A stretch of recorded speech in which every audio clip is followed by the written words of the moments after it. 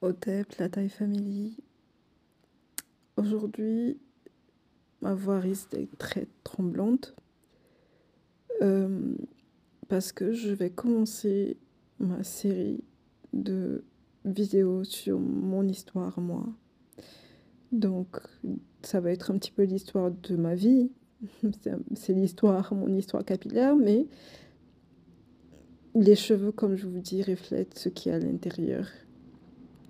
Donc, quand j'ai voulu commencer cette vidéo, je me suis dit, je vais commencer par quoi? Parce qu'il y a tellement de choses à dire, en fait, et je me suis dit, je vais commencer par le début. Donc, me voici il y a 7 ans de cela, au tout début de ma chaîne capillaire, qui s'appelait à l'époque Kelly Diary, qui est devenue ma chaîne personnelle. Donc, voilà, voici l'état de mes cheveux au tout début. Je galérais énormément avec. Et si vous avez remarqué, faudrait que vous notiez un point que je vais souvent répéter dans la vidéo, qui va être très important à noter pour pouvoir comprendre la suite de mon histoire, tout simplement. Si vous remarquez dans cette vidéo, vous pouvez remarquer un petit trou au milieu de ma tête, ici. Pour pouvoir comprendre ma propre histoire, il a fallu que j'aille vraiment derrière. Et là, vous avez remarqué que tout autour, il y a une espèce de clairsemé au milieu de ma tête, en fait. Si vous avez bien remarqué au milieu de ma tête, il y a une espèce de... Ouais, ici aussi, vous avez bien vu un état clairsemé, un petit peu. Au milieu... En fait, j'ai toujours eu les cheveux moins denses au milieu de ma tête par rapport à des tresses que je faisais avant, quand je faisais des tresses quand j'étais un peu plus jeune, 13-14 ans.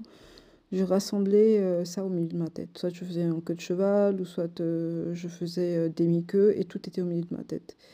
Et tout ça s'est simplifié par un tissage qu'on m'a fait, et que ce jour-là, j'oublierai jamais. Mon mari a dit, mais je te défais ça, c'était horrible. Quand il a défait le tissage au milieu de ma tête, il a dit, mais c'est bizarre, ta tête, on dirait qu'elle est un peu plissée. Et on dirait que tu as perdu des cheveux un petit peu au milieu de ta tête. Et il dit, mais de toutes les façons, c'est quelque chose qui est... enfin, que j'ai toujours remarqué que j'avais moins de densité au milieu de ma tête. Pour moi, c'était la résultante de tous ces massacres, quoi. Et j'y accordais pas tant que ça d'importance, en fait. Je me disais, bon, ok, ça me dérangeait pas, quoi. J'arrivais à me coiffer, j'aimais bien mes cheveux tels qu'ils étaient comme ça. C'était pas quelque chose qui était dérangeant, clairement. Voilà, j'avais juste moins de densité au milieu de ma tête. Et j'avais par moment une espèce de douleur, en fait. Ça, c'est par moment au milieu de ma tête où je pouvais même pas toucher. Quand je touchais, ça me faisait horriblement mal. Après, je me dis, bon, sans plus, quoi. J'étais pas, ça venait, ça partait, ça venait, ça partait. C'était pas quelque chose d'handicapant, pas tant que ça, donc bof, quoi. Je continuais ma vie, je kiffais mes cheveux tels quels, j'avais pas de contraintes, jamais je me suis dit, il y a un souci particulier. À côté de cela, je souffrais de fibromes.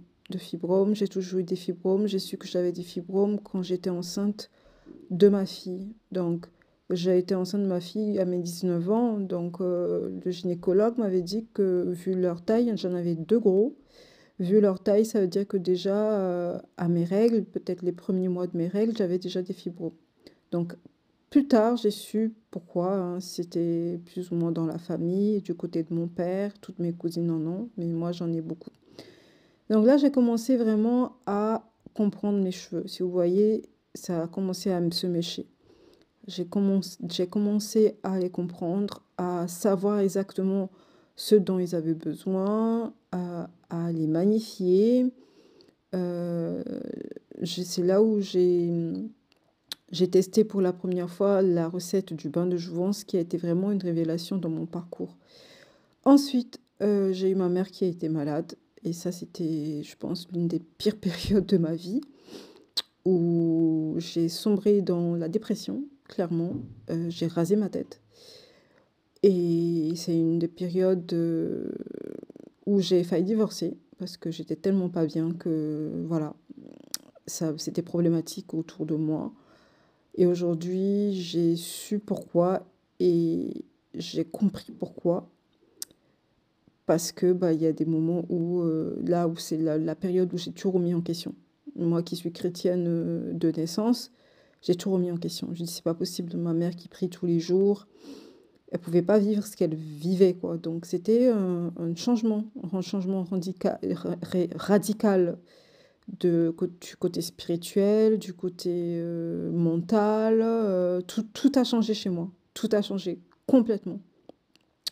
Mais je trimballais toujours mes fibromes, hein. Mes fibromes étaient toujours là. Bon, par moments, j'avais mal. Même si je mangeais bien, ça allait. Si je mangeais un petit peu dégueulasse, si je puis dire ça comme ça, bah ça n'allait pas pendant mes règles. Mais par contre, je saignais énormément. Énormément, énormément, énormément. Entre-temps, je m'étais fait opérer aussi. Je sais plus si c'est avant de commencer YouTube ou après avoir commencé YouTube, je sais plus. Mais je m'étais fait opérer, je pense, juste avant de commencer YouTube. Déjà de mes fibromes, ils m'en ont enlevé les trois. Avant, il y en avait d'autres qui ont ressurgi. Donc ils m'ont enlevé les trois plus gros. Mais il y en avait d'autres. Donc voilà, c'est au tout début de taille renaissance. Vous voyez toujours le petit trou au milieu de ma tête.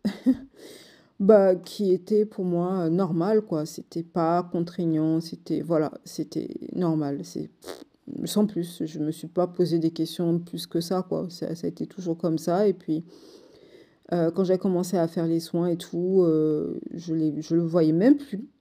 Ça s'est plutôt pas mal bien rempli. Donc, voilà. Là, j'étais au top, au summum de mes cheveux. Là, je l'ai surkiffé. Il me le rendait tellement bien. J'adorais faire des coiffures, j'adorais ça. C'est les curlocks. Les curlocks sans locks.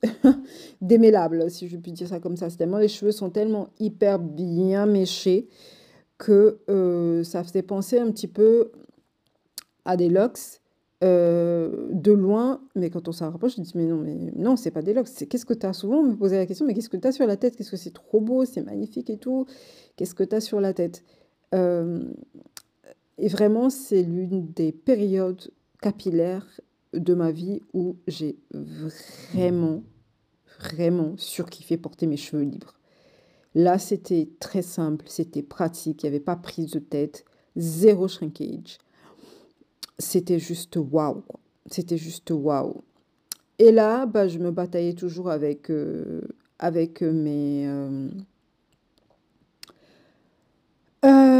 fibromes. Je me bataillais toujours. Je me bataillais toujours avec les fibromes. J'ai fait des jeûnes et des jeûnes.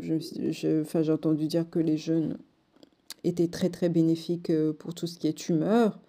Donc j'ai décidé bah, de jeûner. Et le plus long jeûne que j'ai eu à faire, c'est 12 jours au total. Et j'ai mangé au 13e jour. Donc là, en fait, c'était une vidéo pour expliquer que bah, j'allais entamer une nouvelle série de jeûnes. Avant de jeûner 12 jours, j'avais déjà jeûné 3, 4, 5, 7 jours. Et j'ai vu l'effet bénéfique que ça avait en fait au niveau de ma santé. Et ben j'ai continué, ben, j'ai décidé de continuer de faire ça. Donc, il faut savoir que là, c'était mon 12e jour, j'allais manger le lendemain. Je ne savais même pas que j'allais manger le lendemain. J'ai mangé parce que mon mari commençait à flipper. Il a commencé à voir ma tête et en me disant, mais là, il va falloir que tu fasses quelque chose parce qu'on dirait que t'es une mort vivante. Je t'ai pas connue comme ça. En fait, il m'a toujours connue ronde et le fait de me voir pratiquement faire du 34 en bas, alors que à la base, je faisais du 44 en bas, du 44. Il a dit, ben non, c'est pas possible, quoi. T'as un problème, arrête, parce que non. Donc je l'ai écouté, j'ai mangé le 13e jour. Sinon, j'aurais pu très bien continuer, hein. Aucun souci, je me sentais hyper bien. Faut savoir que moi, quand je mange pas, j'ai de l'énergie de ouf. Je commence à manquer d'énergie au bout du 3e jour. Donc des fois, quand je suis en période de créativité, mon ventre, il se bloque et je ne mange pas. Pendant 2, 3 jours, je ne vais même pas vouloir manger. Il faut que je sois focus. Et en général, quand j'ai vraiment envie d'être focus, je ne mange pas. Mon corps, il fonctionne comme ça. Au jour d'aujourd'hui, même si je ne mange pas, je prends des compléments alimentaires parce que j'ai compris pourquoi.